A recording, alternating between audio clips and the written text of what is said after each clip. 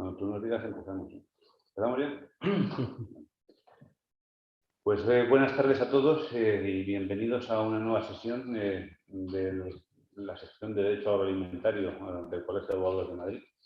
Hoy vamos a tratar un tema que esperamos sea de interés de una parte importante de un subsector del sector agroalimentario, centrado fundamentalmente en lo que denominamos el concepto de la seguridad jurídica, en este caso específicamente en el ámbito del sector ganadero, de las explotaciones ganaderas.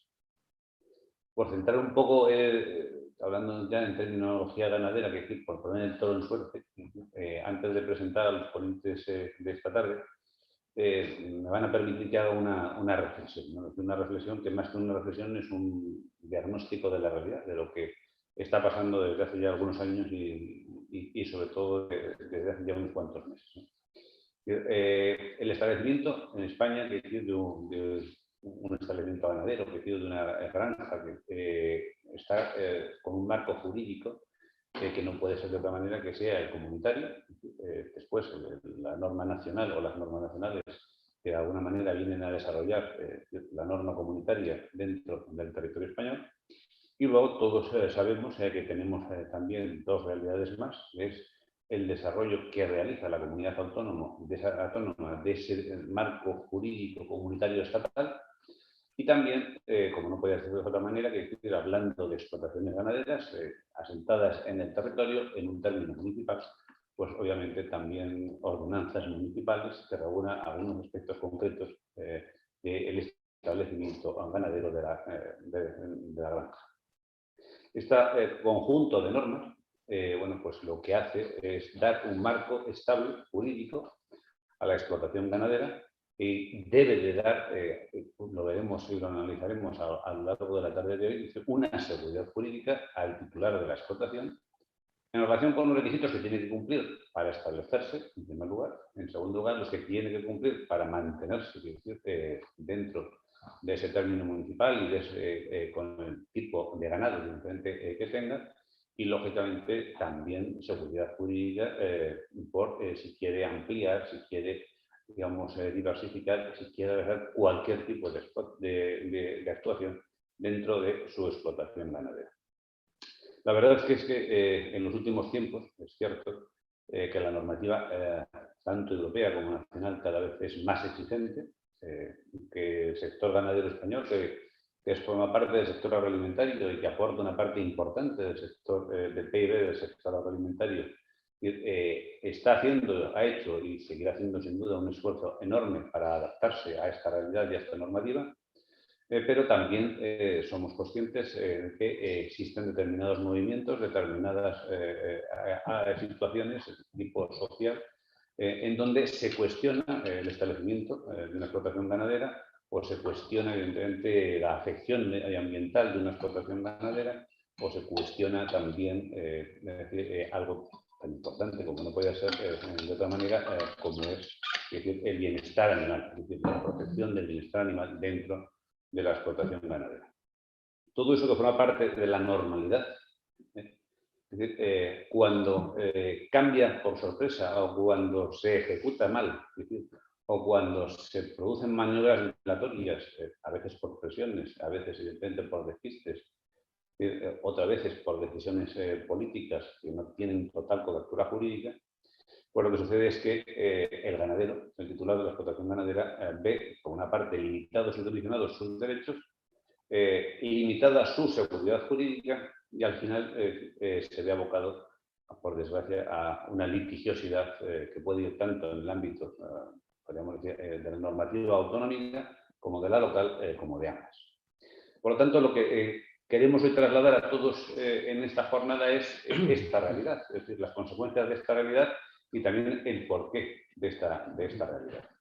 Realidad que hace que la litigiosidad en el sector ganadero se esté incrementando en los últimos meses y años de una manera importante y que lo que podríamos denominar la inquietud del sector, es decir, y del titular de las explotaciones sea cada vez mayor, precisamente por esa inseguridad que le produce este marco normativo, como digo, a veces por materia de interpretación jurídica más que de otras cosas, es decir, o de no cumplir estrictamente, es decir, con las funciones y las competencias de algunas administraciones, le coloca en una situación delicada, comprometida económicamente y en algunas ocasiones incluso podríamos decir, perdónenme la expresión, contra las cuerdas.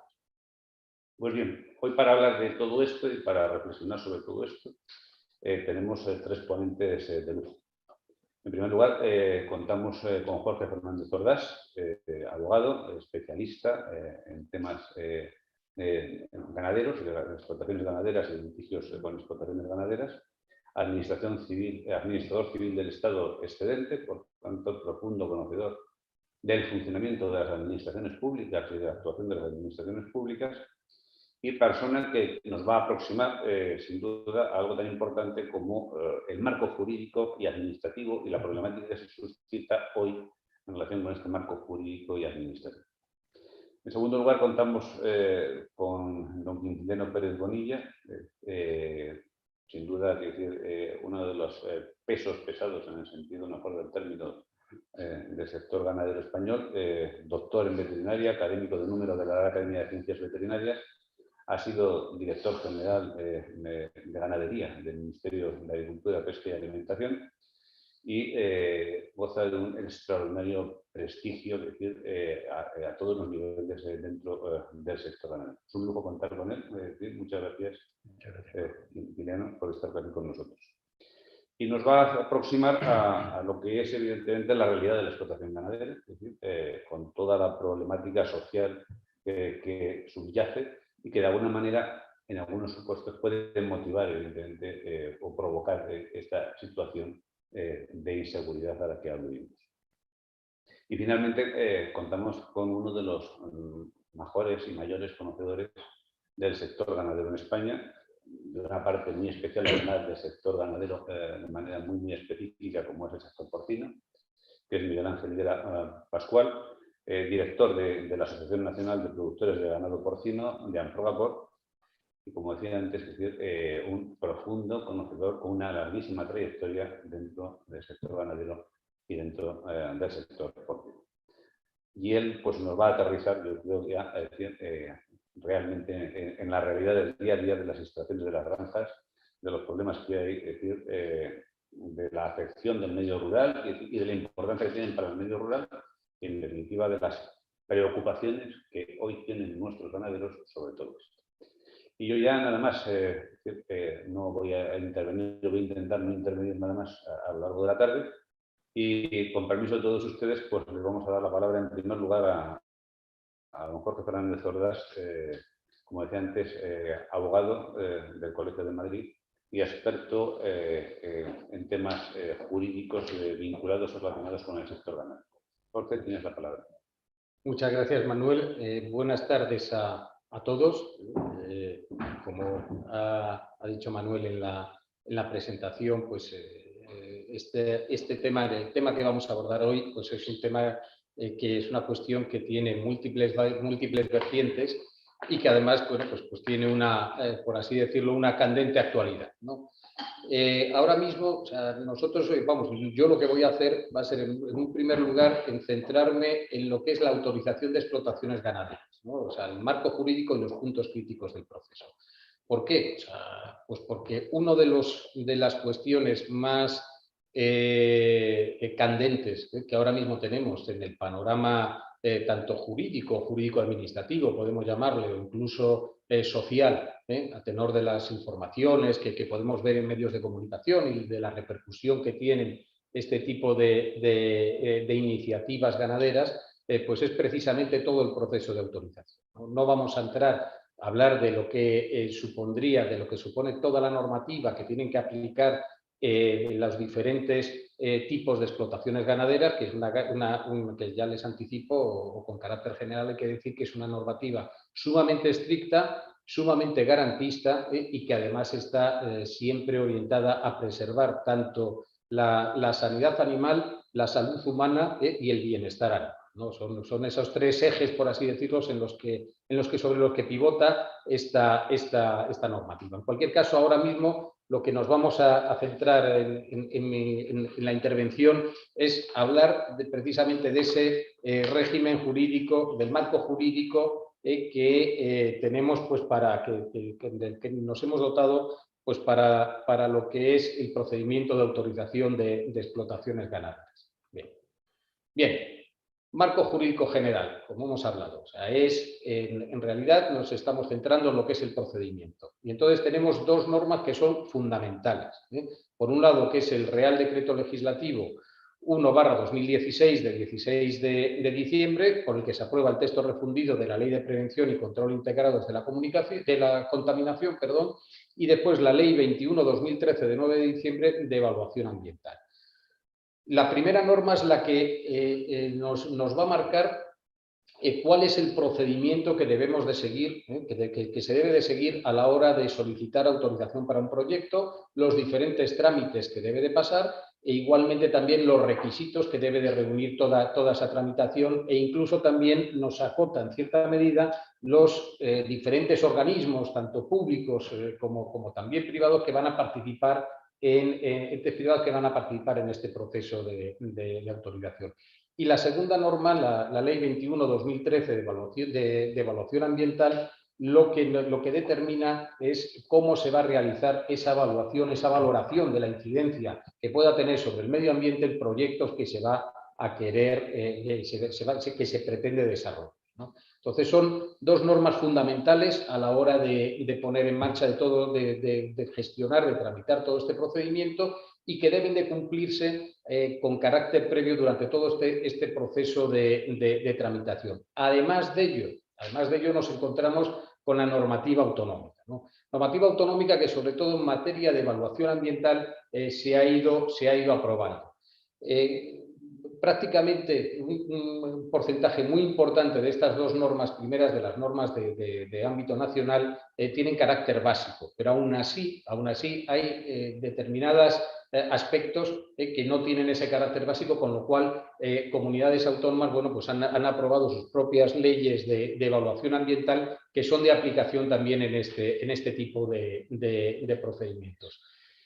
En la mayor parte de ellas lo que se dedican es a establecer determinados trámites complementarios de los que con carácter básico se tienen que realizar. O sea que, bueno, que al final, a la hora de pretender poner en marcha un proyecto, tenemos que cumplir estas dos normas de ámbito estatal, más después la normativa autonómica que sea de aplicación.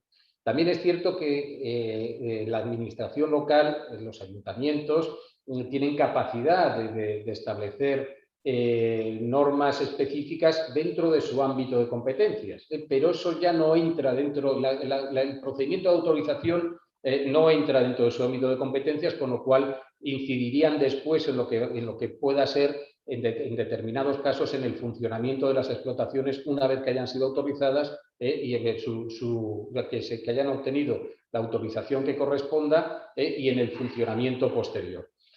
Esta autorización, de la que tiene que contar todo tipo de explotación ganadera, pues tiene diferentes grados de intensidad, ¿no? ¿En función de qué? Pues en función del tipo de actividad que se vaya a desarrollar y en función también de la carga ganadera que tenga de la densidad ganadera que vaya a tener cada explotación. Entonces nos encontramos con explotaciones que van a requerir autorización ambiental integrada y otras simplemente, bueno, pues lo que se denomina autorización ambiental. Y también otras que van a requerir una declaración de impacto ambiental y otras simplemente, bueno, pues se les formula un informe ambiental.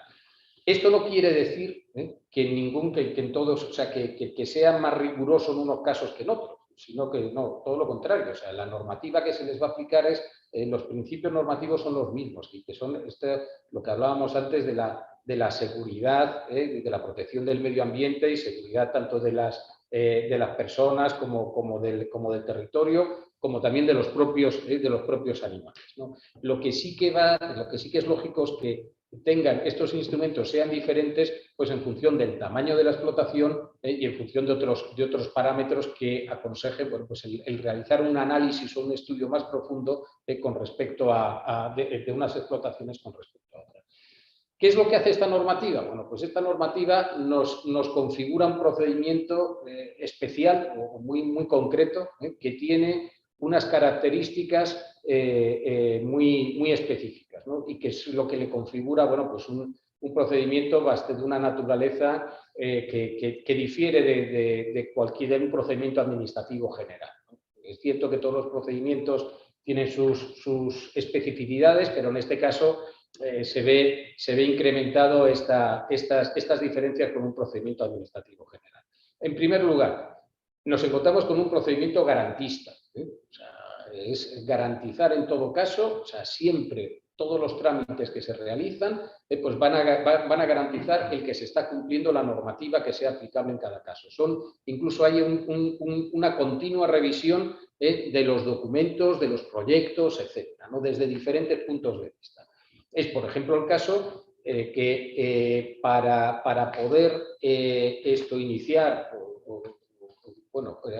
comenzar la tramitación de la autorización de un proyecto, hay que contar con el certificado de compatibilidad urbanística que tiene que emitir el ayuntamiento. En algunos casos la emisión de ese certificado se retrasa, entonces bueno, se puede iniciar esa tramitación y se incorpora con posterioridad. Pero es que el ayuntamiento, la administración local en la cual dentro de su ámbito territorial se va a ubicar esa explotación, se pretende ubicar esa explotación, después también emitirá un informe en el cual tendrá que verificar si el proyecto, más allá ya del ámbito urbanístico, se cumple con toda la normativa de ámbito local que es de aplicación. Entonces, por ejemplo, en este caso tenemos una doble vuelta, ¿no? Por así decirlo, doble participación. Además de todo esto, bueno, pues lo que hace quien lo gestiona, que después lo veremos en lo que ponemos ahí de dualidad de órgano ambiental y órgano sustantivo, quien realiza la tramitación de todo este procedimiento, pues son los servicios de medio ambiente o de agricultura o de ganadería, dependiendo de la distribución de competencias de cada comunidad autónoma, que son dentro de cada comunidad autónoma de las consejerías correspondientes, pues son ellos los que tienen las competencias en esta materia, son los que desarrollan los encargados de tramitar este tipo de procedimientos. La participación de la administración autonómica no se queda ahí, o sea, no se queda en que es un mero tramitador, lo que hace es analizar el proyecto, que son proyectos complejos en los cuales se tiene que contemplar las diferentes variables que inciden, aparte del dimensionamiento de la explotación, todas las características que va a tener las instalaciones, cómo se va a gestionar los purines que generan y otro tipo de cuestiones que son de gran relevancia. Bueno, pues todo eso configura un proyecto, que ese proyecto va a ser revisado continuamente, está en proceso de revisión continua por parte de la administración autonómica.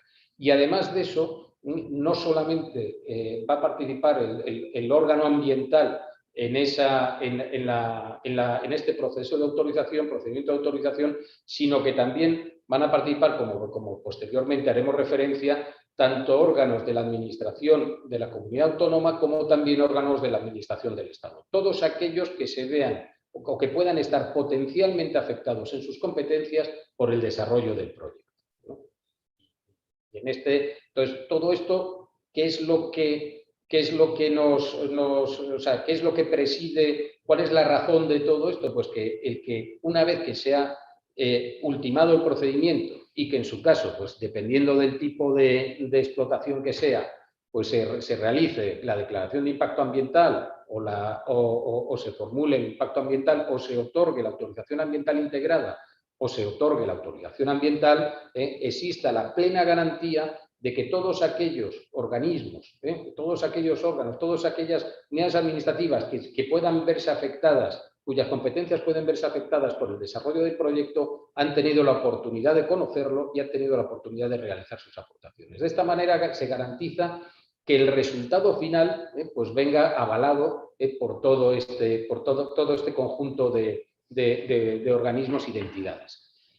Como consecuencia de ello, como consecuencia de ello nos encontramos con un procedimiento que tiene una tramitación compleja. ¿Por qué? ¿Por qué llamamos tramitación compleja? Porque para garantizar precisamente la participación de todas estas entidades, es un procedimiento en el cual pues, se les va dando audiencia, se va remitiendo esa documentación, se tiene que esperar a la emisión de los correspondientes informes, etcétera, ¿no? Entonces, es una tramitación que no es una tramitación simple. Aparte de ello, pues tenemos también un trámite de información pública, otro trámite específico de consultas, etcétera, ¿no? Entonces, bueno, pues eso le añade complejidad. Y esa complejidad y también unido a este carácter garantista tiene un efecto, podemos llamarle negativo, ¿no? Que tiene una tramitación que se dilata en el tiempo, ¿no? Desde que una persona, un ganadero, presenta la solicitud correspondiente de autorización, hasta que ésta se otorga, pues dependiendo del tipo de establecimiento y dependiendo también de la agilidad de cada comunidad autónoma, y sin encontrar grandes contratiempos por en medio, pues pueden pasar 1 año y medio, 2 años. Entonces son procedimientos que se dilatan en el tiempo, y hay veces que, bueno, pues que no van todo lo rápido que nos gustaría a todos, sobre todo al sector que pudieran ir. Pero también es cierto que hay que garantizar todas estas cuestiones a las que hemos hecho referencia antes, ¿no? Lo que a continuación, bueno, hablamos ahí de pluralidad de organismos públicos, pues dense cuenta que en toda la tramitación pues participa desde las confederaciones hidrográficas, pues para valorar la afección que pueda tener al dominio público o la incidencia que pueda tener sobre el dominio público hidráulico el establecimiento ganadero en cuestión. Participan tanto los órganos que tienen competencia en el ámbito autonómico en materia de sanidad humana, en materia de medio ambiente, en materia de ganadería, en materia de medio natural, en materia incluso de cultura, por si puede afectar el terreno sobre el que está esto establecido, o se pretenda establecer esas instalaciones ganaderas, pueda tener algún tipo de afección arqueológica. Entonces, bueno, pues de esta manera se garantiza, como hablábamos antes, pues esa participación, el hecho de que el producto final venga, por así decirlo, con todas las bendiciones. Además de eso, hay un trámite de información pública, ¿no? Y ese trámite de información pública es lo que hablamos de participación ciudadana. Ese trámite de información pública que se lleva a cabo mediante la publicación de un anuncio en el boletín oficial correspondiente, permitirá a los ciudadanos en general, no solamente a aquellos que puedan tener un interés directo, sino a los ciudadanos en general, a poder formular alegaciones, observaciones al proyecto que se haya elaborado. Todo esto, aparte, todas estas observaciones o todas estas alegaciones tienen que ser contestadas por el promotor y darle una respuesta adecuada por parte del promotor, que en algunos casos, bueno, pues será argumentar el por qué el proyecto está redactado de esa manera y no de otra, pero en otros casos incluso, bueno, pues podrá suponer una modificación parcial en determinados aspectos de ese proyecto. Esto también es el resultado, pues también puede ser el resultado de las consultas que se realicen, ¿no? Y por último, hay eso, lo que llamamos la dualidad órgano ambiental y órgano sustantivo, ¿no? Que esto le añade complejidad también al procedimiento. ¿Por qué? Bueno, el órgano ambiental es aquel que tiene que emitir finalmente la autorización correspondiente, sea cual sea una autorización ambiental simple o sea ya la autorización ambiental integrada, ¿no? Y es el que realiza, el que tramita y el que lidera, por así decirlo, todo el procedimiento ambiental. Normalmente son las unidades o los órganos competentes en materia de medio ambiente de las comunidades autónomas, ¿no? Y después tenemos el órgano sustantivo, que el órgano sustantivo es el ayuntamiento de aquella localidad, de aquel término municipal donde se va a ubicar la explotación, que es el que finalmente, una vez que está la autorización ambiental que corresponda, otorgada y todo esto, pues va a ser el que tenga que conceder la licencia correspondiente, pues para construcción y después posteriormente la licencia de actividad, ¿no? De esa. ¿Qué es lo que esta dualidad que implica? Bueno, pues implica que los dos participan en la tramitación de manera diferente. ¿no? O sea, en el caso, como hemos visto, el órgano ambiental, bueno, tiene sus funciones y el órgano sustantivo tiene tres funciones, tres variantes de participación. Por un lado, lo que hemos comentado antes del certificado de compatibilidad urbanística. Por otro lado, el informe que se realiza una vez que se ha efectuado ya el trámite de información pública y el trámite de consultas, pues, en el cual pues, valora la adecuación del proyecto a la normativa local de todo tipo que sea de aplicación y sobre la que puede incidir el proyecto. Y después, en tercer lugar, lo que realiza tiene un papel de tramitador, ¿no? ¿Por qué? Pues porque las consultas, el trámite de consultas que es preceptivo en un procedimiento de autorización ambiental, quien lo gestiona es el ayuntamiento. Es el ayuntamiento el que, atendiendo bueno, pues a las indicaciones que recibe del órgano ambiental, pues es el órgano sustantivo el que se encarga de remitir el proyecto a los diferentes órganos que son consultados, lo que hablábamos, pues organismos competentes en materia de ganadería, medio de espacios naturales, de cultura, confederación hidrográfica, etcétera, incluso a lo mejor ayuntamientos colindantes, dependiendo de dónde esté ubicado, pues, etcétera, ¿no? Y en algunas comunidades autónomas incluso se tienen ya también incorporadas en ese trámite de consultas asociaciones de carácter medioambiental, a las cuales son informadas de la existencia de ese tipo de proyectos y se les notifica directamente para que puedan formular consultas, ¿no? Además de eso, como comentábamos, publican lo que es el inicio del periodo de información pública y una vez que se ha recibido toda esta documentación junto con el informe que hemos comentado de adecuación de esa normativa, de ese proyecto a la normativa local, remite todo ello al órgano ambiental.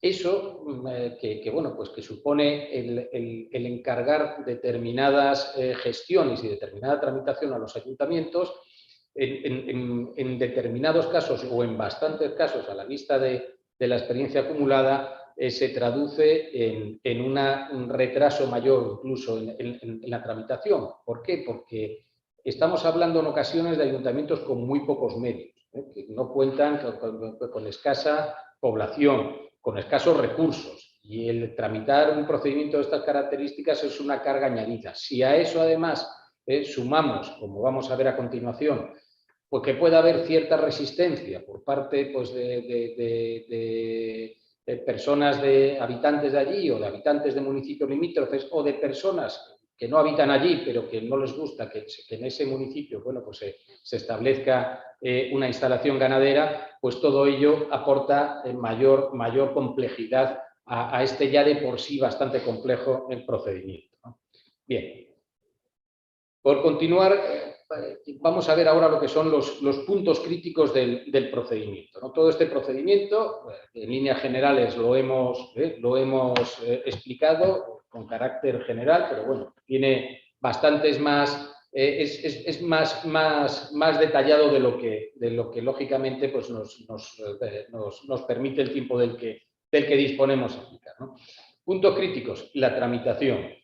La dilación en la tramitación. Son procedimientos, como hemos hablado antes, precisamente por ese afán garantista que se va dilatando en el tiempo y que tarda más de lo que desde luego a los promotores les gustaría, y yo creo que en conjunto que al ciudadano le gusta que se tramiten sus peticiones y sus solicitudes.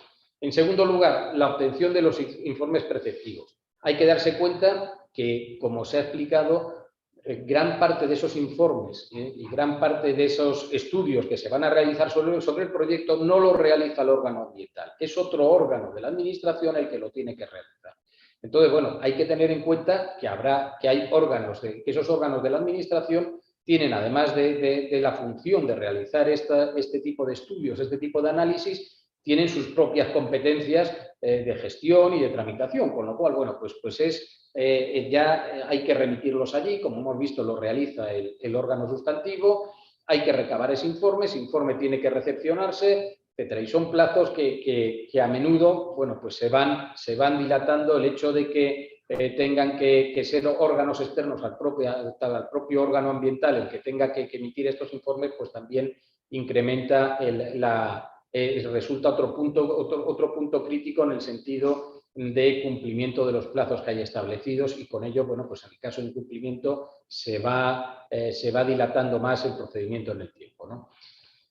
Otra cuestión, pues, que yo creo que esto, bueno, los ponentes que van a continuación de mi exposición, pues harán mucho más hincapié en este tema, ¿no? Que es que está generando, bueno, pues unos movimientos de rechazo, unos movimientos de carácter social o de carácter vecinal, en algunos casos, en otros casos no son generados por los vecinos, son generados por otro tipo de redes o otro tipo de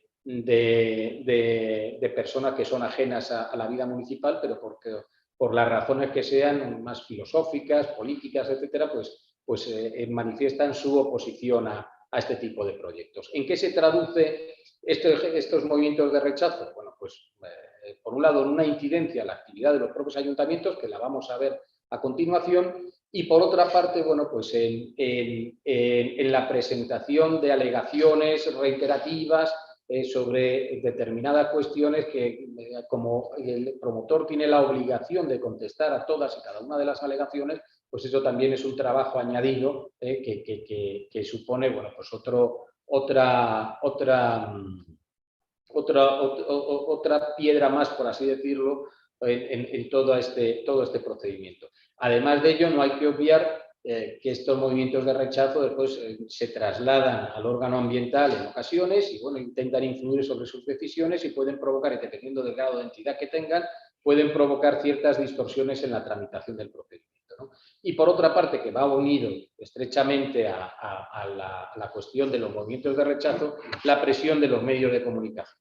Recientemente estamos viendo en determinadas cadenas de televisión, bueno, pues reportajes, noticias, incluso en momentos, en telediario, vamos, en noticiarios de máxima audiencia, pues reportajes en los cuales, en alguno de los casos que he tenido ocasión o que tengo ocasión de trabajar directamente en esos proyectos, pues no se corresponden en absoluto con la realidad.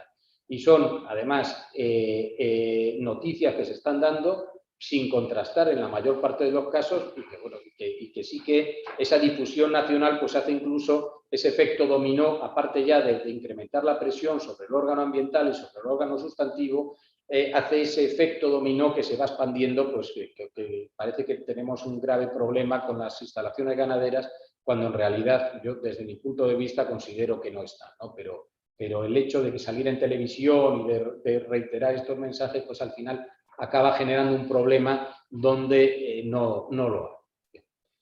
Bien, y después, por último, yo creo que esto es el punto más crítico que nos podemos encontrar en todo este procedimiento, este procedimiento de autorización, es la actitud obstruccionista que pueden plantear determinados ayuntamientos y que de hecho la están planteando. O sea, cuando ponemos este título es porque es una situación real y una situación que se está dando en diferentes puntos de la geografía nacional, ¿no?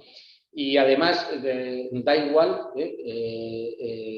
podemos pensar que a lo mejor pueden estar vinculados a un determinado color político, da exactamente igual, ¿no? Da exactamente igual. De hecho, tenemos ejemplos de ayuntamientos gobernados por alcaldes que pertenecen a partidos políticos que a priori pudiera pensarse que son más contrarios a la instalación de explotaciones de porcino, en las cuales no hay ningún problema para las explotaciones. Y después don Quintiliano podrá hacer referencia a ello. Y sin embargo, partidos políticos que a nivel nacional pues, puedan plantear, bueno, pues no puedan tener oposición, vamos, no hayan planteado oposición ninguna a este tipo de explotaciones, pues después alcaldes que pertenecen a esos grupos políticos, pues sí que están ralentizando todo este tipo de procesos y se están negando, están agotando todos los recursos posibles pues para impedir la instalación de este tipo de explotaciones, ¿no? Esta actitud obstruccionista tiene tres fases, por así decirlo. Se puede dar en tres fases. Por un lado, previa al inicio del procedimiento. Y cuando hablamos del procedimiento, estamos hablando del procedimiento de autorización ambiental, ¿no? ¿En qué se está traduciendo? Bueno, pues se está traduciendo en la aprobación de normativa amparándose en una interpretación extensiva de lo que pueden ser las competencias del medio ambiente que tienen las administraciones locales, pues están aprobando una normativa que de hecho impide la instalación de explotaciones ganaderas. Bien por las distancias, por ampliar, hay unas distancias mínimas que tiene que haber con respecto al casco urbano y también de las explotaciones ganaderas y también las distancias entre las propias explotaciones. Y entonces, bueno, pues esa distancia mínima se amplía, al ser mínima sí que teóricamente puede realizarse una ampliación. Otra cosa discutible es que esa ampliación la pueda realizar una administración local. La comunidad autónoma sí, pero una administración local yo personalmente opino que no tienen competencia para ello, ¿no? Entonces, ¿qué hacen? Pues ampliar esas distancias, aprobar una ordenanza que amplíe esas distancias y que impide la instalación de explotaciones ganaderas, fundamentalmente explotaciones ganaderas de porcino, y a partir de una determinada densidad ganadera, una determinada carga ganadera, ¿no? Entonces, eso es lo que se está realizando con carácter previo incluso al inicio de un procedimiento, ¿no? Sí que es cierto que, además, antes de empezar un procedimiento de autorización, el promotor sí que realiza algún tipo de actividad dentro del término municipal, por ejemplo, pues la compra de terrenos, bueno, ahí se empieza a mover aquello. Entonces, cuando empieza a correrse la voz o a haber alguna noticia de que se pueda producir, de que se pueda instalar allí una explotación ganadera, pues rápidamente en algunos ayuntamientos pues, aprueban este tipo de normas para impedir que esta iniciativa vea la luz. También otra de la normativa muy típica que se está aprobando son las restricciones, las limitaciones a la aplicación de purines al ámbito agrario, con lo cual, o incluso en algunos casos la prohibición taxativa de la aplicación en el ámbito agrario de los purines que se generan en las explotaciones ganaderas, con lo cual, de hecho, se está impidiendo la posibilidad de funcionamiento de estas explotaciones. Durante el procedimiento, que una vez que ya ha comenzado el procedimiento, bueno, pues como hemos visto, el órgano sustantivo tiene que realizar determinados trámites, determinadas tareas que tiene encomendada por la legislación. ¿Qué comportamiento estamos observando en determinados ayuntamientos? Bueno, pues por un lado, la dilación de esos trámites hasta lo indecible, hasta límites insospechados, porque además la normativa no contempla un plazo máximo para cumplir, en el cual se tiene que cumplir, y se han dado casos en los cuales, una vez que se ha remitido todo el proyecto a información pública, el ayuntamiento se lo ha guardado en un cajón y se le ha requerido varias veces, y a lo mejor hasta el tercer requerimiento por parte de la comunidad autónoma no ha iniciado esa información pública. Y a lo mejor han pasado pues 3 o 4 meses, o 5 meses, o 6 meses desde que tuvo entrada ese proyecto. En algunos casos, esa dilación en los trámites se aprovecha precisamente para aprobar una normativa que sea limitativa para la instalación de explotaciones ganaderas, lo cual es un auténtico fraude de ley y es una ilegalidad como la copa de un pino, ¿no? Ya que excedería incluso, a mi modo de ver, el ámbito administrativo para convertirse ya en un ilícito penal, ¿no? Y después también, bueno, de esa dilación en los trámites, incluso también la negativa a cumplimentarlos, que eso también se ha podido observar en casos concretos, lo cual pues, ha tenido al final que acabar en los tribunales pues, para obligar a ese ayuntamiento a cumplir esos trámites. Y después, una vez ya que contamos con la autorización ambiental que corresponda, el siguiente paso que tenemos es el de solicitar esa licencia que nos va a permitir pues, el hacer realidad este proyecto, ¿no? De acuerdo con el proyecto acordado, de acuerdo con la autorización ambiental que se ha otorgado y con el informe o la declaración de impacto ambiental, pues se construirá esas instalaciones, ¿no?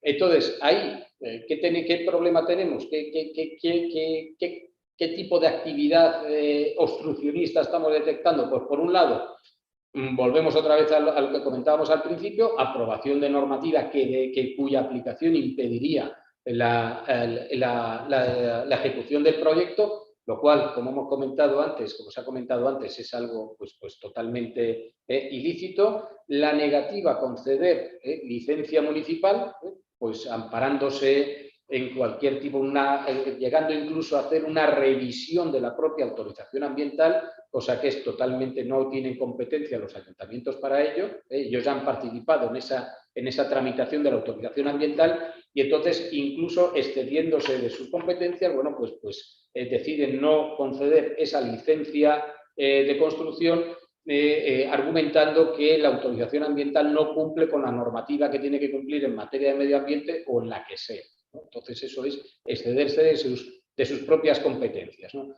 Y después la interposición de recursos jurídicos, en este caso vía contencioso administrativa, normalmente, aunque bueno, siempre si llegan a tiempo también en vía administrativa, contra lo que es la resolución mediante la cual se otorgue la autorización correspondiente, ¿no? Entonces, esa es, y es la manera además de estar intentando dilatar, intentando impedir la instalación de este tipo de explotaciones.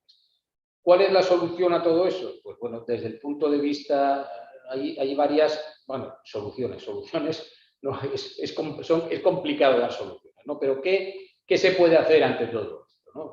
Ante esta situación, que hombre, no es una situación generalizada, pero sí que comienza a ser preocupante porque cada vez se está dando más en determinadas zonas del territorio nacional. Pues en primer lugar, contar con asesoramiento jurídico y hacer un seguimiento continuo de todo este tipo de toda la tramitación del procedimiento, de tal manera que, bueno, pues que podamos detectar o identificar aquellos puntos críticos aquellos aspectos, disfuncionalidades que pueda haber en la tramitación, y entonces hacer ese seguimiento y estar continuamente con el foco puesto sobre quién tiene que hacer cada actuación y si se está realizando o no se está realizando, y demandar a quien tiene que realizarla, en este caso, la mayor parte de las veces es los ayuntamientos, pues demandar a las administraciones locales la realización de esa tramitación y todo a lo que vienen obligados a realizar, y en su caso, bueno, pues interponer los recursos que correspondan. Eso desde un ámbito jurídico, y después ya desde un ámbito más social, más institucional, pues bueno, el resto de los ponentes que hablarán a continuación, pues yo creo que podrán orientarnos más en esas cuestiones, y que yo creo que aparte tiene que ser una combinación también de soluciones o de instrumentos jurídicos y de otro tipo de medidas, más de diálogo, de sociales, más de interrelación, las que puedan contribuir, y medidas también educativas, medidas de comunicación, las que puedan contribuir a solventar este problema. Y sin más, espero no haberme excedido mucho. No, bueno, con lo cual, yo creo que ha sido muy precisa la intervención desde el punto de vista de centrar el marco jurídico, que como muy es garantista y complejo, lo cual lo hace lento.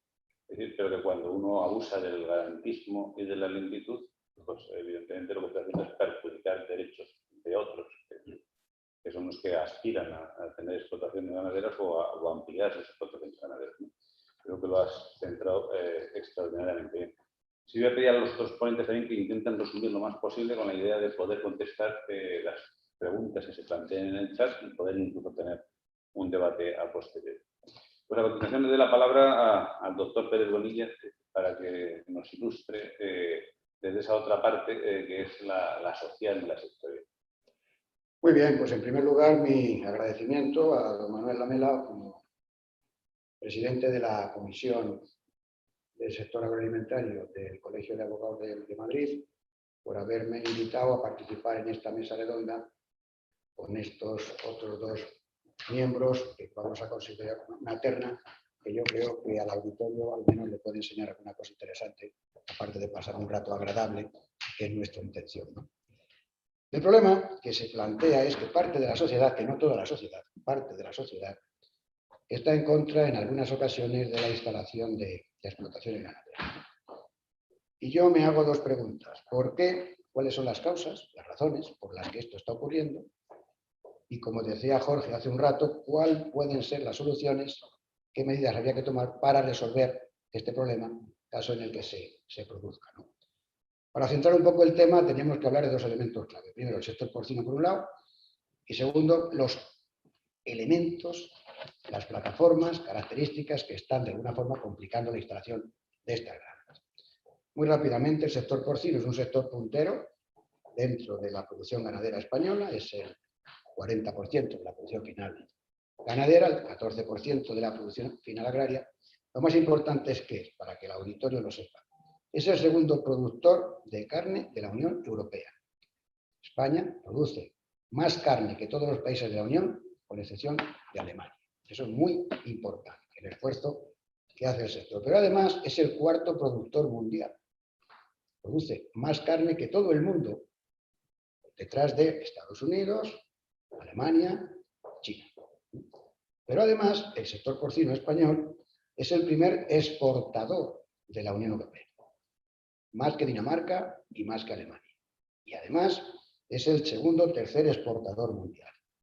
Después de China, veremos a ver qué pasa en China con la peste africana y después de Estados Unidos. Fíjense ustedes lo que estoy diciendo. El sector porcino español es el segundo exportador, tercer exportador mundial de carne de porcino. Segundo. Estas características se han conseguido, lógicamente, después de un esfuerzo muy importante por parte del sector, que ha dado lugar a una producción de 4.600.000 y pico toneladas de carne. Exportamos 3 millones de toneladas. Vale. Pero lo más importante de estos datos es que el sector proporciona a España, proporciona a la sociedad alimentos en cantidad, calidad y precio. Cantidad, cerca de 20 y tantos kilos por habitante y año, entre producto fresco y producto transformado.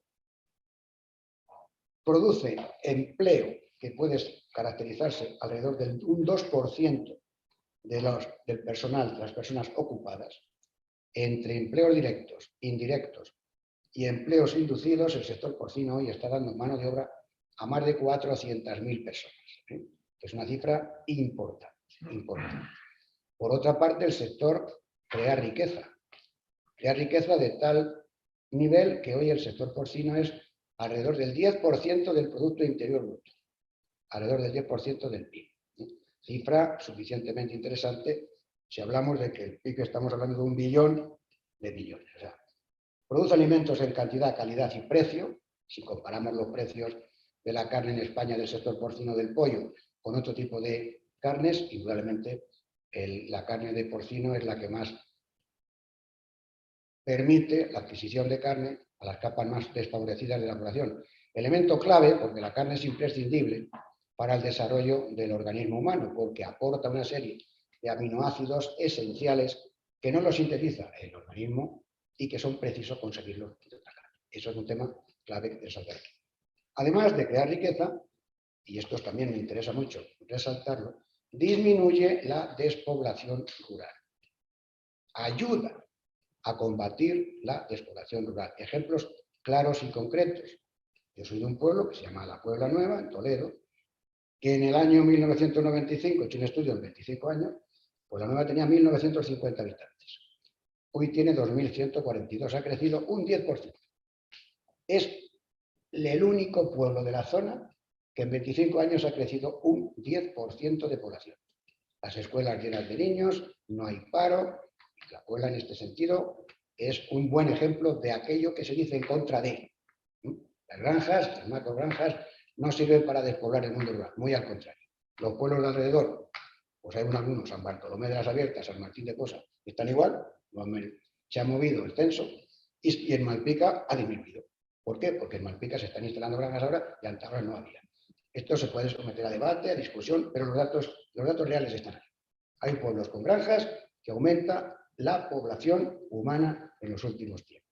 Y otro tema también muy importante.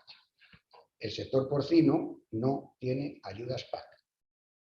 Y eso también es muy interesante. Las ayudas PAC de la Unión Europea, el sector porcino precisamente no se beneficia de ninguna. Con lo cual está, de alguna manera, produciendo a pelo, trabajando a pulmón libre y dando de comer a la sociedad, creando riqueza, vertebrando el sector rural y ayudando a nuestra maltrecha economía nacional en el tema de las exportaciones.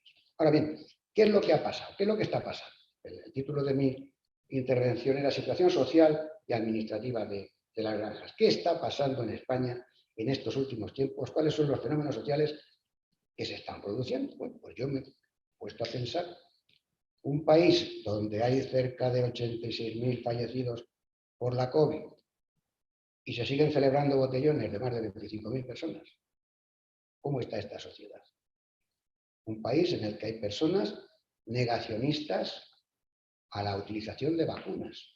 Las vacunas que son clave, fundamentales para evitar la difusión de enfermedades, la gripe, el sarampión, la COVID. Bueno, pues hay personas negacionistas que se manifiestan en contra de la utilización de estas vacunas, ¿no? Un país donde hay gente que se manifiesta en contra de la instalación de placas solares cuando el recibo de la luz está permanentemente subiendo y no queremos energía nuclear. Entonces, ¿qué queremos? No queremos carbón, no queremos energía nuclear y no queremos energías alternativas. Hay gente que se manifiesta. Y un país donde hay gente también que se manifiesta en contra del desarrollo porque no quieren que se amplíen los aeropuertos.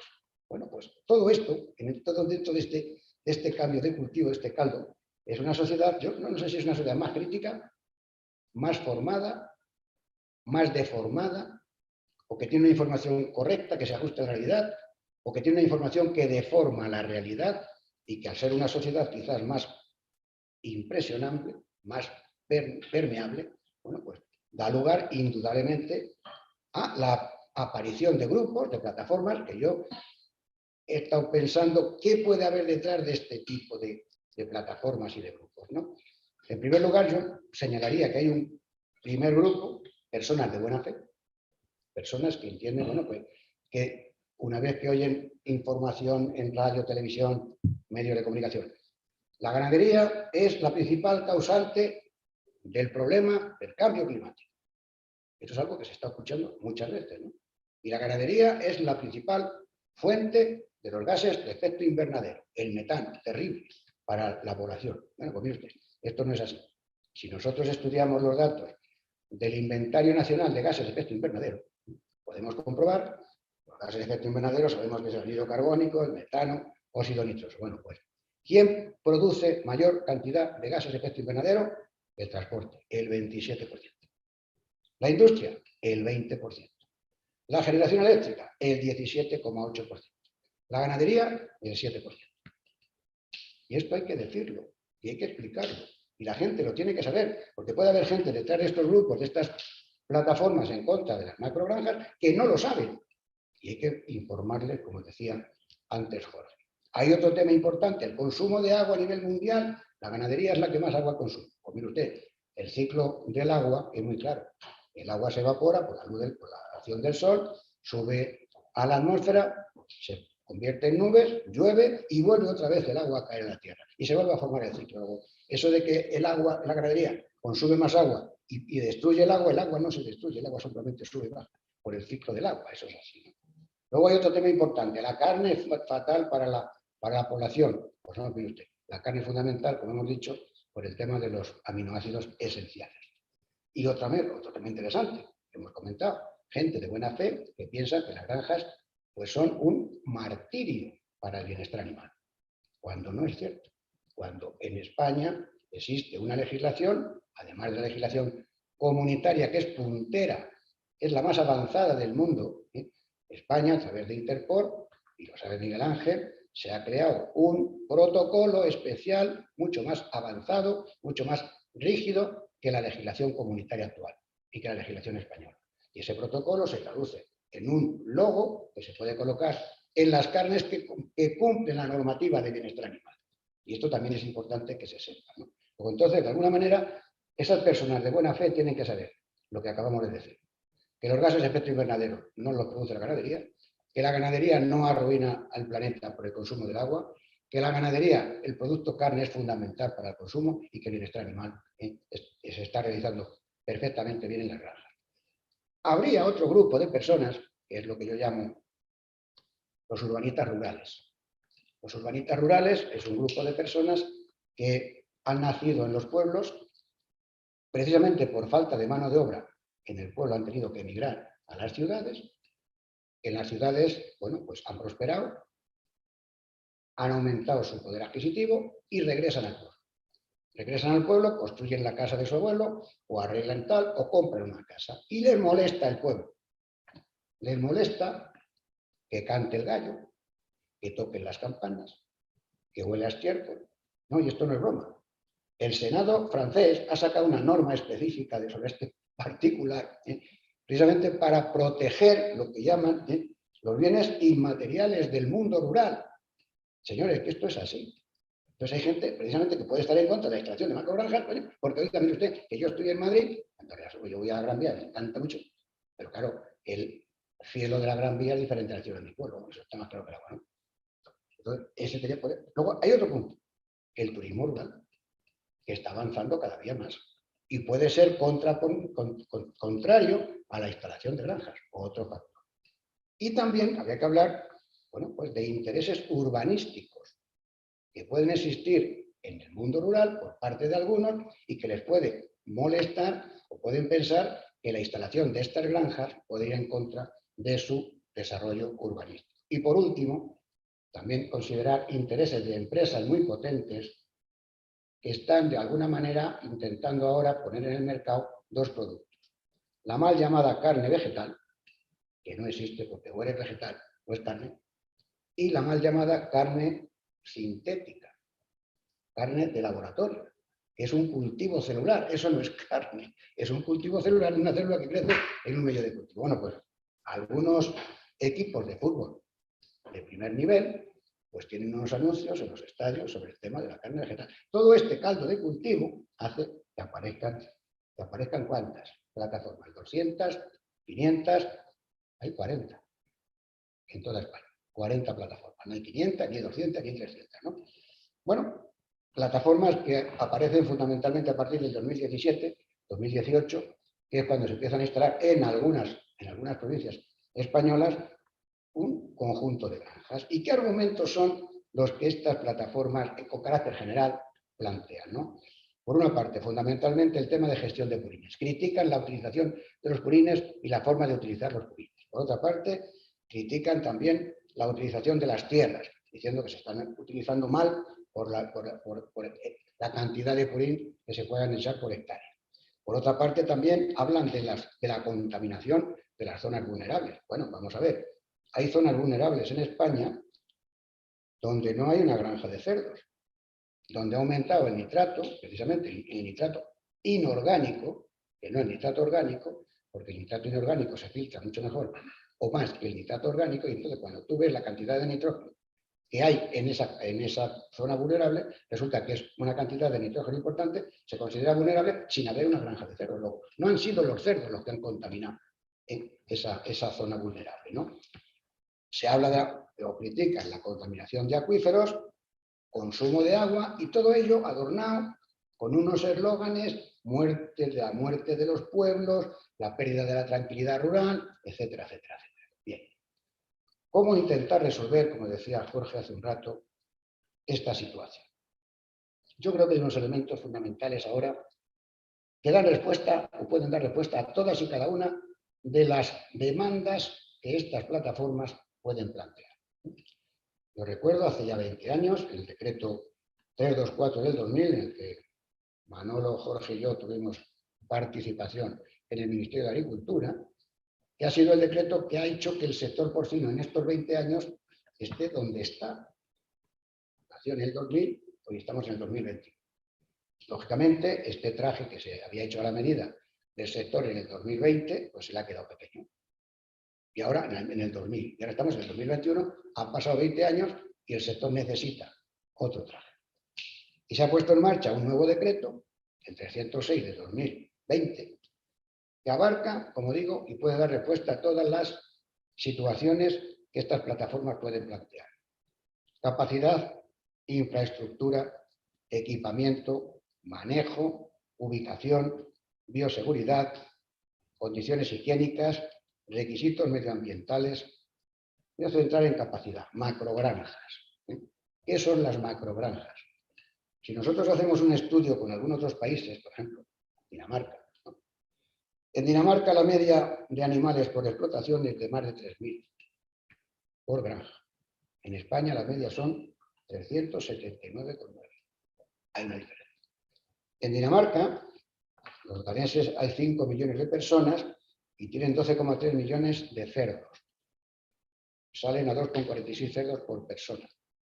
En España, 32 millones de cerdos, 47 millones de personas, 0,69 cabezas por persona. Es decir, hay que salir de España, hay que ver qué ocurre en otros países, hay que comprobar que la norma que acabo de señalar es una norma extraordinariamente positiva, única en el mundo y que es capaz precisamente de regular pues, todo lo que estamos comentando.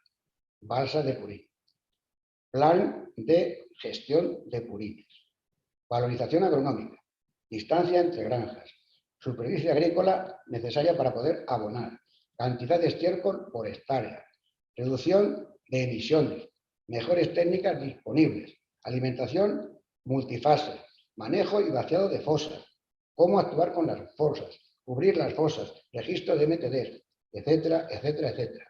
Luego, además, esta norma está muy bien hecha. Yo felicito a mis compañeros del Ministerio y a Amprogapor porque son los que han participado en este tema. Hay cursos de formación del personal, y esto es muy, muy importante, del personal que trabaja en las granjas, de tal forma que el personal tiene que saber cómo tiene que gestionar los purines, saber algo sobre la lucha del cambio climático, almacenamiento de estiércoles, gestión de estiércoles, control de emisiones, ruidos, consumo de agua y energía, todo un conjunto de conocimientos que la gente que trabaja en las granjas lo tiene que conocer, ¿no? Luego habla también del sistema integral de gestión de explotaciones, MTDs, etcétera. Es decir, es un decreto, yo creo que muy interesante y es una herramienta que tiene el sector que se la tiene que poner a disposición de estas personas que están en contra, ¿no?, del tema de las macrogranjas. Y sobre todo hay un tema clave, que es las sanciones. El ganadero de porcino que no cumpla con su obligación, existe una norma en aplicación para que efectivamente sea así. Resumen. Primero, existe una legislación adecuada que permite dar respuesta, como digo, a toda la demanda de este grupo de personas. ¿Cómo debería actuar el sector? Jorge lo ha comentado. Primero, mano tendida, informar a estos grupos de personas, tener reuniones con ellos para comentarles cuál es la situación real del problema, que no está el problema. Y en segundo lugar, si esto no va así, pues como dice el otro, apliquemos la ley y apliquemos la legislación vigente. Como final, yo lo único que quiero señalar es que el sector porcino debe estar muy orgulloso, los ganaderos de porcino, porque estamos en un sector que crea empleo, alimenta a la población, crea riqueza y no despuebla los pueblos. Al contrario, sirve para que los pueblos no pierdan gente. Y no deben dejarse influir por cantos de sirena, más o menos interesados, que desacreditan una profesión digna, eficaz y muy respetuosa con el medio ambiente. Es lo que quería señalar. Y nada más. Muy bien, Quintiliano, muchas gracias por tu brillante exposición. Ya centró yo muy bien el aspecto social y sectorial del problema y la realidad social y sectorial del problema. Y por lo tanto nos toca descender a la explotación a pie de obra, en este caso, y que sea Miguel Ángel Higuera el que entre ya, digamos, en harina, en el día a día.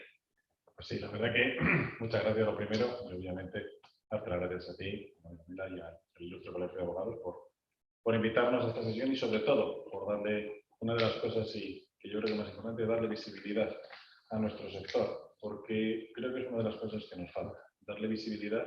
Han hablado perfectamente tanto Jorge como Quintiliano. Tenemos muchas cosas muy positivas, nosotros las conocemos, las intentamos trasladar hacia la sociedad y a esos pueblos en donde podemos tener conflictos, y a veces lo que nos queda es la forma de llegar. Realmente ahora una de las actividades más importantes que estamos haciendo es precisamente esa labor de comunicación hacia la sociedad, yendo físicamente a los pueblos, a aquellos que tienen reticencias hacia el sector porcino, para explicarles lo que es este sector, lo que aporta y por qué. Y la verdad que yo me siento muy a gusto tratando directamente con las sensibilidades de aquellas personas que tienen preguntas y tienen dudas muy loables, y por lo tanto hay que darles respuestas. ¿Qué es a nosotros lo que nos preocupa directamente para entrar en materia? Pues obviamente que se tenga una plataforma o un conjunto de vecinos y compañeros, por así decirlo, dentro del mismo pueblo, literalmente vecinos de donde estamos, que no quieran desarrollar una actividad agroindustrial en un municipio que al final lo que va a hacer es aportar. Entonces, obviamente, tener una sensación de que alguien está contra uno molesta y preocupa. No puede ser de otra forma. No podemos mirar por otro lado diciendo que eso no existe. Existe y por lo tanto hay que trabajar y darlo. Una de las primeras preguntas cuando entramos y tenemos un proyecto encima de la mesa y nos encontramos con una reticencia social hacia el proyecto, muchas veces preguntan ¿por qué? ¿Por qué vas a hacer una granja? ¿Por qué este sector que parece que está viviendo una burbuja? Yo creo que es una de las cosas más importantes, primero que hay que decir. Esto es un sector muy profesional. Estamos en un sector, como ha dicho Quintiliano, que no recibe ayudas de la Unión Europea, por lo tanto depende absolutamente del mercado mundial y se tiene que pelear con todos los estamentos mundiales a los mismos precios, exportamos, importamos y competimos, con lo cual tenemos lo que hay en el mundo. Sabemos que en el mundo cada vez se va a consumir más carne, independientemente de que la estrategia de la Unión Europea sea, y perdón por la palabra, forzar a los ciudadanos a que dejen de comer carne. No es una decisión de los ciudadanos, es una decisión del gobierno, lo tenemos en la Agenda 2030, una decisión que quieren dejar que la gente coma carne. La gente no va a dejar de comer carne porque saben perfectamente que el consumo de carne va directamente relacionado con su capacidad intelectual y yo no quiero que mis hijos, y perdón por la palabra, sean tontos. Quiero que mis hijos se desarrollen intelectualmente lo mejor posible. Por lo tanto, sabemos que el consumo de proteína de origen animal va a seguir si queremos tener una asociación necesaria. Entonces sabemos que el sector porcino tiene margen de crecimiento. Y tiene un margen de crecimiento, por lo tanto, que tenemos y podemos, y ahora mismo lo ha dicho Quintiliano, que somos un país líder. Líder desde el punto de vista de que a nivel mundial somos el tercer productor, pero la eficiencia, la seguridad y sobre todo que dentro de los 3 países productores a nivel de ganadería, que son China, Estados Unidos y luego España, nosotros somos el que tenemos la mayor exigencia legislativa y normativa que hay. Y eso me lleva a los 2 aspectos más importantes que tenemos para el desarrollo del sector. Es decir, tenemos un mercado global, en lo cual no dependemos de ayudas de la Unión Europea, no dependemos de la PAC. Eso lo que te transmite es al siguiente derivado, que es la seguridad jurídica. Seguridad jurídica que ha explicado Jorge. Nosotros, cuando alguien pretende hacer un desarrollo empresarial no es por un año ni por 2. Estamos hablando de 20, 30, 40 años que estás pensando que la granja tienes que empezar primero amortizándola para luego tener una rentabilidad. Necesitas un marco jurídico para hacerlo. Lo tenemos y lo tenemos muy extenso. Eso es lo que siempre ha conseguido el ganadero, que basado en esos pilares puede progresar con un negocio pues, bastante importante. Y sobre todo también desde el punto de vista, que también se ha dicho Quintiliano, al no tener ayudas directas de la PAC, digamos que lo que podría ser la montaña rusa de que cada 4 o 5 años tengamos que tener a nuestro ministro de Agricultura fajándose en Bruselas para intentar conseguir ese acuerdo positivo de la PAC, pues digamos que para el sector porcino, de una forma directa, nos afecta menos. Nos afecta obviamente de forma indirecta, puesto que nosotros somos los grandes clientes del sector de los piensos, de la parte de la alimentación, y obviamente la PAC nos afecta, pero no de una forma directa. Entonces, por eso tenemos que se está desarrollando. Entonces, cuando alguien decide intentar invertir dinero en el medio rural, qué locura, ¿eh? Invertir dinero en el medio rural para desarrollar el medio rural. Dentro de las actividades que hay, podría plantearse a lo mejor poner un gran almacén de una fábrica de muebles sueca. En todos los pueblos de España no va a poder ser. Podríamos tener una factoría de automoción. En todos los pueblos de España no vamos a tener una factoría de automoción. Empiezas a deshojar la margarita y realmente la actividad industrial, empresarial de futuro que te puede dar es la agricultura y la ganadería. ¿Por qué? Pues que es lo que ha habido en el pueblo, es lo que hay en el pueblo y es lo que habrá. Y dentro de las actividades, pues yo creo que también es cierto, y ahí sí que voy a sacar un poquito de pecho por el sector, creo que dentro de todas las actividades que se pueden hacer en un pueblo, pues el sector porcino es una de las que te da mayor futuro. Quizá porque desde el punto de vista de la estructura y de la carne que producimos, es la más equilibrada de todos cuando lo vamos a valorar dentro de los 4 principios que normalmente catalogamos un producto, que puede ser pues, calidad, sabor, diversificación y variabilidad de producto y precio. A lo mejor en diversificación de productos sí que somos la número 1, porque tenemos la carne fresca, los productos elaborados, somos la carne más diversa. En los otros a lo mejor no somos el número 1, pero somos el número 2. En total, siempre la sumatoria hace que el sector porcino sea el número 1. Por lo tanto, la gente quiere crecer. Y eso nos encontramos. Intención de gente de invertir dinero, una granja, digamos, la mayor que se puede construir en España, no voy a llamar macrogranjas, no porque el término no me guste, sino porque se utiliza muchas veces por parte de la sociedad de una forma despectiva, y cuando se utiliza un término de una forma despectiva suena insulto y no nos gusta. O sea, el tamaño de una granja está totalmente normalizado, lo ha dicho Quintiliano. Tenemos muchísimas granjas de mayor tamaño de las que se puedan construir jamás en España y en cualquier otro país de la Unión Europea y fuera. Es decir, si a nosotros nos llaman una macrogranja, no sé qué será una macrogranja de 3.500 madres, que es lo máximo que se puede construir en España, que serán 82.000 madres de ciclo cerrado que se están haciendo en China. O sea, no tengo adjetivos calificativos para esa magnitud. Entonces, no quiero entrar ahí. Pero bueno, nosotros queremos construirlo. Estamos hablando de que una inversión de ese calado, simplemente en instalaciones, está rondando alrededor de los 7 o 8 millones de euros. 7 o 8 millones de euros. Es que una inversión y poner un negocio que vaya a generar puestos directos en esa granja, 14 personas seguros, sin regateo ninguno, porque muchos de los aspectos que hacen los antigranjas es que luego al final va a generar 2 o 3 puestos de trabajo y encima pues no cualificados, todo lo contrario. O sea, ojalá, perdón por la palabra, se pudieran gestionar tantos animales con tan poca gente. Resulta que los animales necesitan a las personas, porque precisamente uno de los aspectos que tenemos es que nos gusta cuidar animales. Para cuidar animales se necesita gente que cuide de las personas, puestos de trabajo fijos, que incluso y desafortunadamente no tenemos suficientes en el pueblo donde se quieran instaurar las granjas, si no, se contratarían. Pero ese valor que nosotros entendemos y que tenemos que ir y vamos pregonando, que es a donde quiero llegar yo a las conclusiones. Lo que vamos pregonando a todos los demás es que nosotros somos un vecino más del pueblo. Que hemos llegado o ya estamos en el pueblo para desarrollar una actividad con mucho futuro, que va a generar puestos de trabajo. Y que cualquier otra reticencia que se pueda tener sobre una granja son entendibles y las podemos hablar, porque obviamente yo entiendo que la gente se preocupe de los 3 aspectos que siempre me comentan. Uno, y más importante, es el tema de los olores. Es que se va a llenar el pueblo de olores. Tenemos claro que en una explotación ganadera, y encima ahora con este nuevo Real Decreto que tenemos, se están implementando todas las técnicas de mitigación de emisiones. Emisión igual olor, si hay menos emisiones, hay menos olores. En la actualidad, cualquier granja top profesional que estemos ahora mismo, prácticamente ni dentro de donde están los animales, gracias a las condiciones de ventilación climatológicas, se puede decir que donde tendríamos a lo mejor el foco de producción de olores podría ser en la balsa de Purín, donde actualmente también se están aplicando todas las técnicas de mitigación en función de una granja existente, una granja nueva, para reducir entre un 60 y un 80% las emisiones, con lo cual quiere decir que estamos trabajando en eso. Sabemos, y lo sabemos porque todos que hemos pasado por un pueblo, el estiércol, la basura, las heces, bueno, ¿qué es lo que nosotros tenemos que hacer?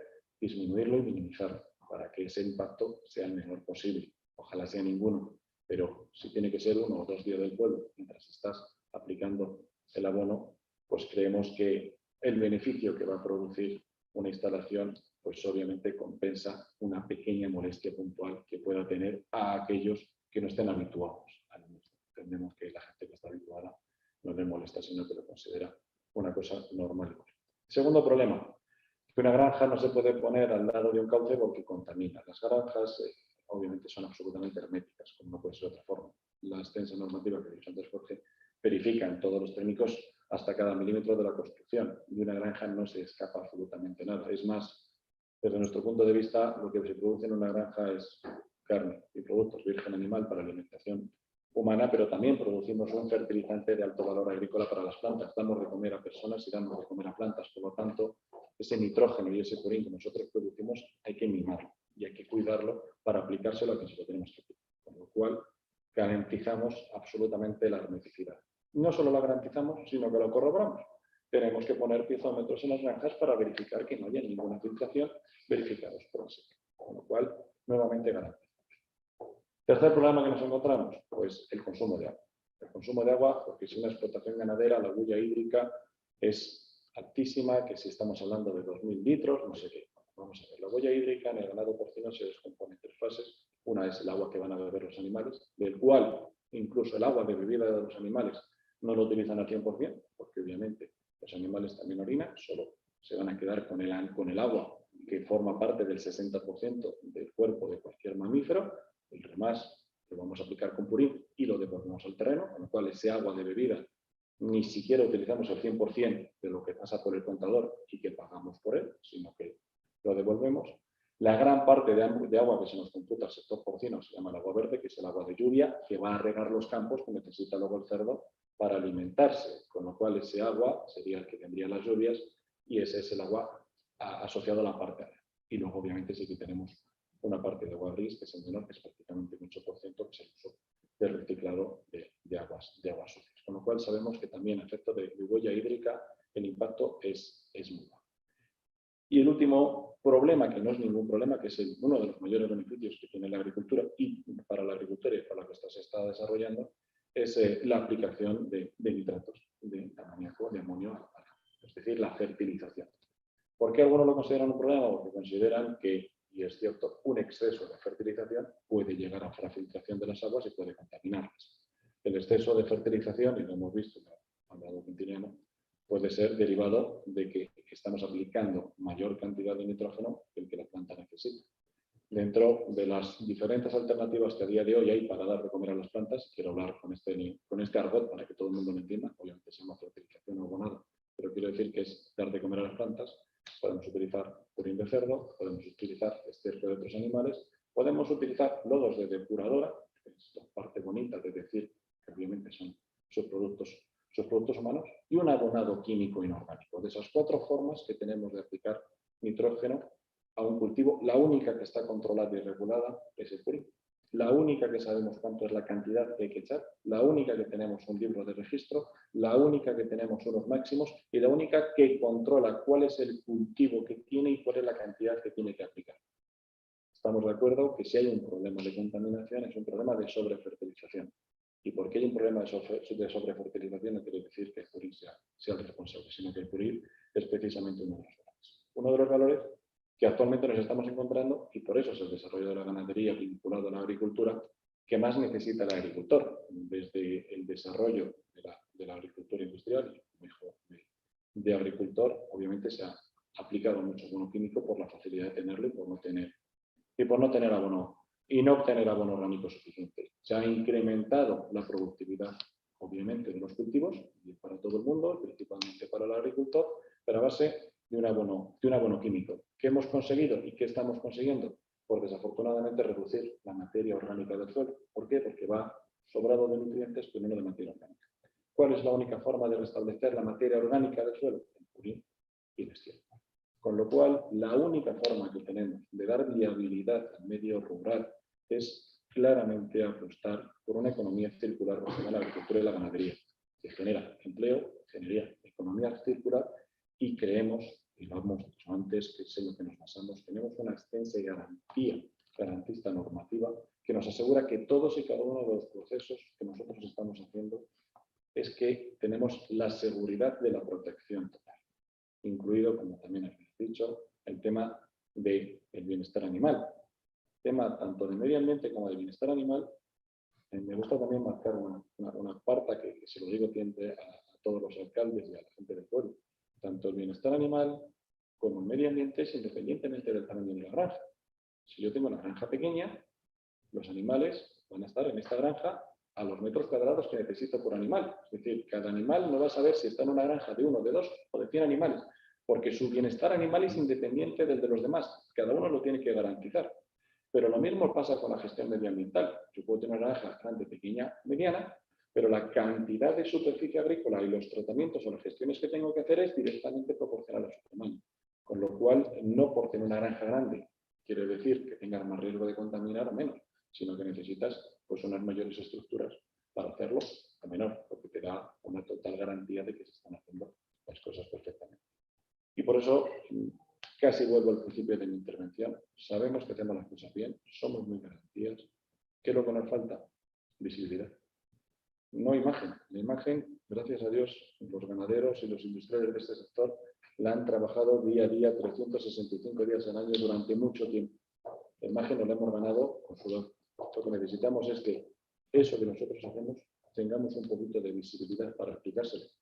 Y actualmente casi la visibilidad que la estamos consiguiendo es ir directamente a los ayuntamientos de los pueblos a contarles la realidad del sector para que no vengan intereses que no entendemos muy bien, y ha apuntado Quintiliano acerca de otras fuentes de alimentación o otros lobbies internacionales de grandes fortunas que quieren hacerse más ricos controlando en poquitas manos la alimentación.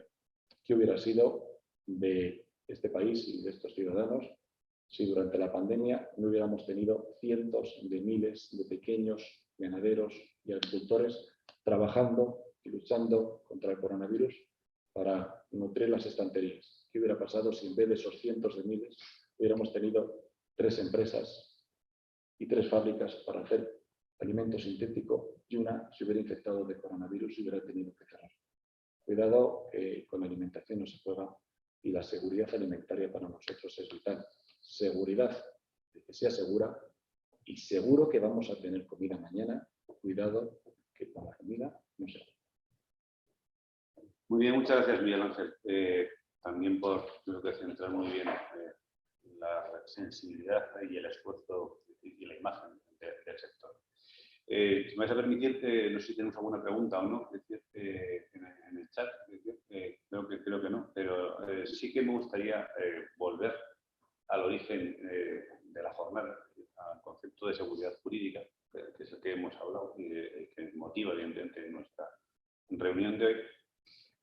Para hacer una reflexión y de esa reflexión plantearos a los tres una pregunta. Es decir, la reflexión es, estamos en un mundo globalizado, como bien se ha dicho, en el que a cualquier inversor industrial, es decir, para poner una fábrica de coches, es decir, una transformadora de tomates, es decir, o lo que sea, él está por todas las administraciones ayudando y facilitando para que pueda establecer su empresa de la manera más ágil, más rápida posible. Ahí están los conceptos de ventanilla única, los conceptos de declaración responsable antes de obtener licencias administrativas, una serie de escollos administrativos que han sido retirados, o barreras o elementos que retrasan o que dilatan evidentemente el procedimiento administrativo, que han sido retirados prácticamente por la inmensa mayoría de las administraciones para facilitar eso. Es decir, que ese industrial invierta y pueda poner en producción, es decir, su negocio, su actividad comercial o industrial a la mayor brevedad posible.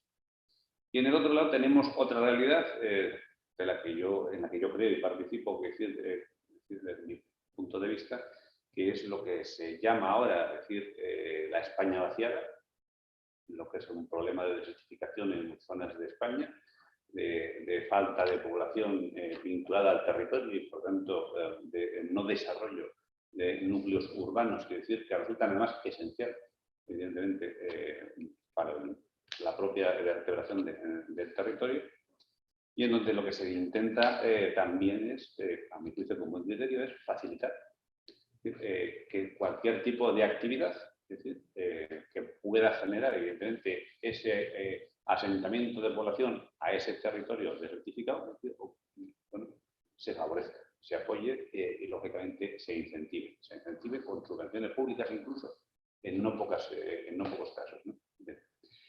En esa situación o en esas dos realidades que nos movemos nos encontramos, no sé si lo he entendido bien, de todo lo que habéis dicho a lo largo de la jornada, con un sector en donde lo que hay son empresarios industriales, es decir, nos pongamos como nos pongamos, cada vez todavía más industriales, es decir, más empresarios, es decir, porque ya la explotación familiar, es decir, pues poco a poco va desapareciendo y va siendo un elemento residual, que decir, dentro del sector en su conjunto, en donde hay una normativa que he creído entender a todos, es decir, que es sólida, es decir, que es buena, es decir, que es de las más garantistas a nivel mundial, es decir, desde todos los puntos de vista, pero que también creo que los tres habéis dicho que es una normativa que en su aplicación genera dilaciones enormes e inseguridades enormes, porque hemos visto, cuando Jorge hablaba de los puntos críticos, que hay determinadas zonas, es decir, del procedimiento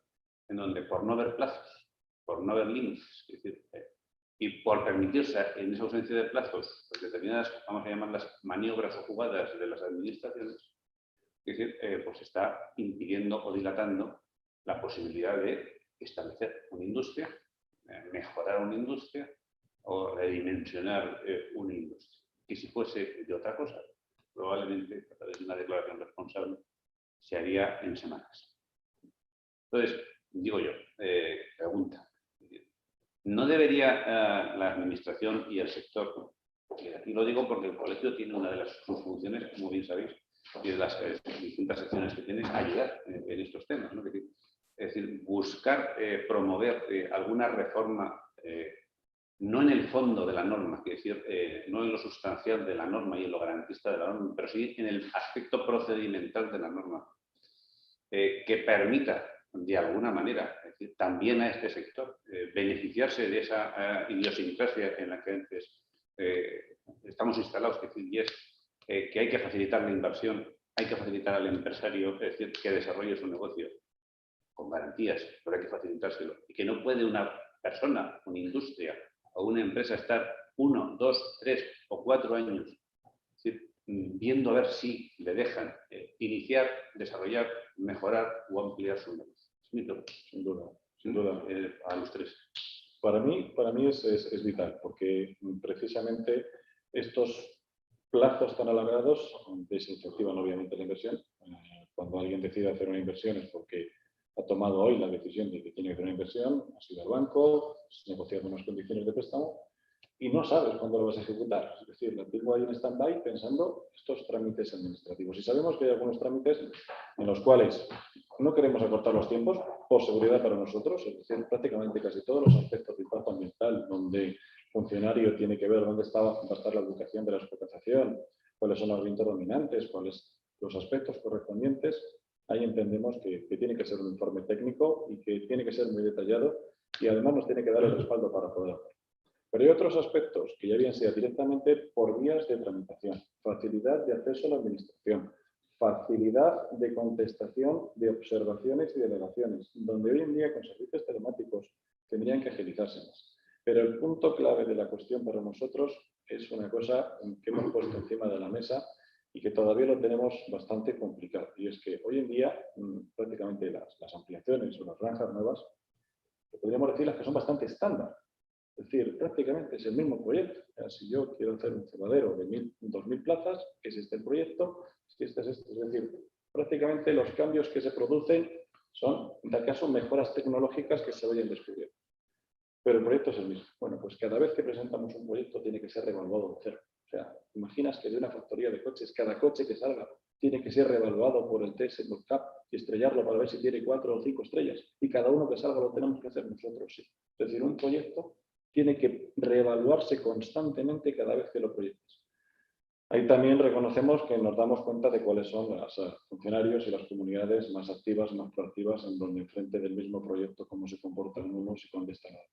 Desafortunadamente, como sector porcino, trabajando en muchas provincias y en muchas comunidades autónomas, nos da para tener nuestra comparativa individual y ahí pues aparecen, vamos a hablar siempre en positivo, las partes más bonitas de algunas partes, que son regiones mucho más activas y positivas, pero sí que reconocemos que esa opción de tener que reevaluar el mismo informe de la misma granja que se ha construido ya 17 veces en España y que esta es la número 18 y que es el mismo proyecto en diferente localización y por lo tanto la localización hay que evaluarla, se tiene que reevaluar hasta la composición del hormigón que tiene esa granja que se ha reevaluado 17 veces antes. Eso es un tiempo que estamos perdiendo y que no entendemos por qué no se le da un visto bueno a que esta granja ya ha sido evaluada por un funcionario de esta comunidad autónoma y por lo tanto tendría que ser reconocido por otro funcionario de otra comunidad autónoma, puesto que yo confío en que tu trabajo haya sido igual que puedo hacerlo yo. Si tú consideras que esa granja está bien, pues ahora lo único que me queda a mí es evaluar la localización donde va a estar ese producto.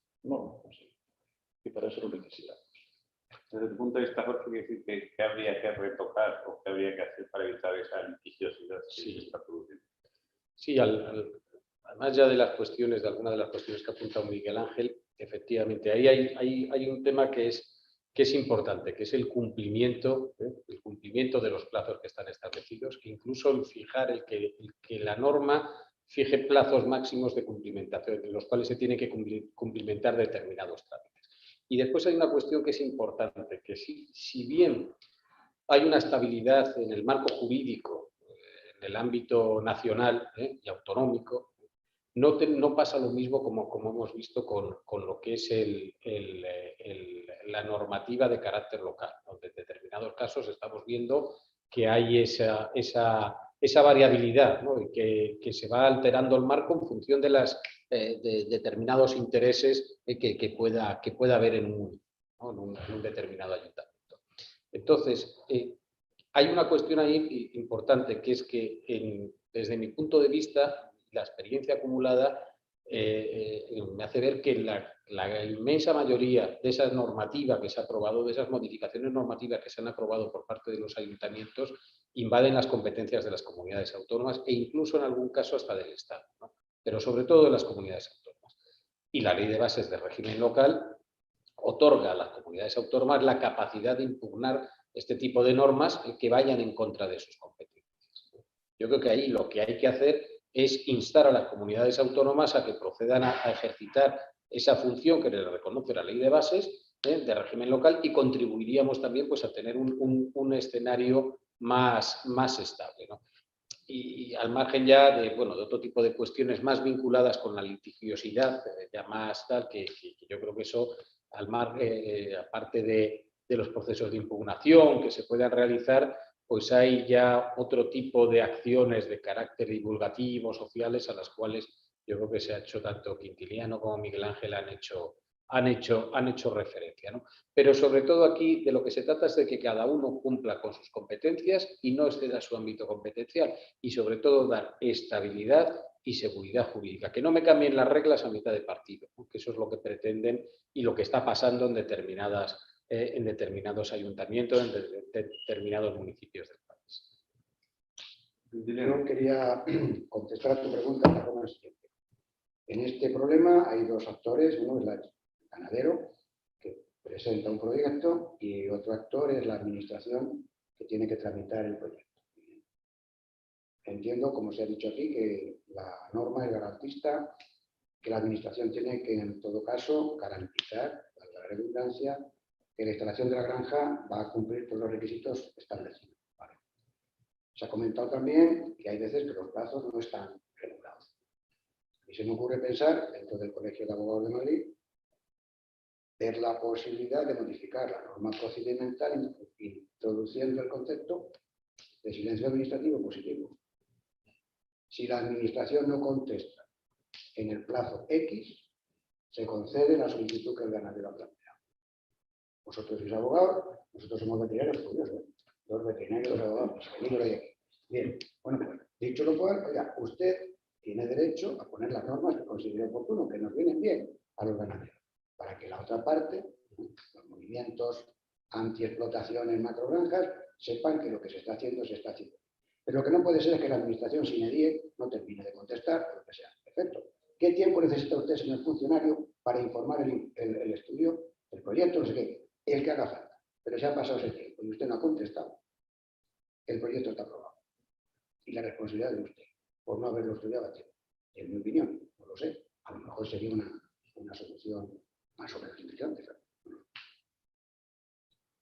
Bueno, si os parece, yo lo que es decir para cerrar, si alguno quiere hacer una última intervención, alguna apreciación, algo Alegato último, pues si no hay alegatos últimos, que decir, lo que yo hago es primero darle las gracias a los tres por haber compartido este rato en el Colegio de Abogados de Madrid y en la sección de Derecho Agroalimentario. Yo creo que ha sido muy interesante la reunión, y en este caso, evidentemente, las tres ponencias que habéis trasladado a las personas que han estado conectadas a lo largo de la jornada, y por lo tanto, además de daros las gracias en lo personal, lo que también como Colegio de Abogados, que decir, en nombre del Colegio de Abogados, por haber distraído un rato de vuestras agendas, es decir, para participar de esta nueva iniciativa de la sección. Y nada más, a todos ustedes, muchas gracias por estar con nosotros una vez más. Esperemos que el tema de hoy haya sido de interés de al menos una parte importante del sector agroalimentario, es decir, del que se dedica a la ganadería y otros, evidentemente, que no se dedican a ello. Tendremos nuevas sesiones en el futuro sobre temas también de interés y sobre temas y finalmente, mientras nos vamos desconectando y vamos despidiéndonos, pues Miguel Ángel ha traído un vídeo del sector. Por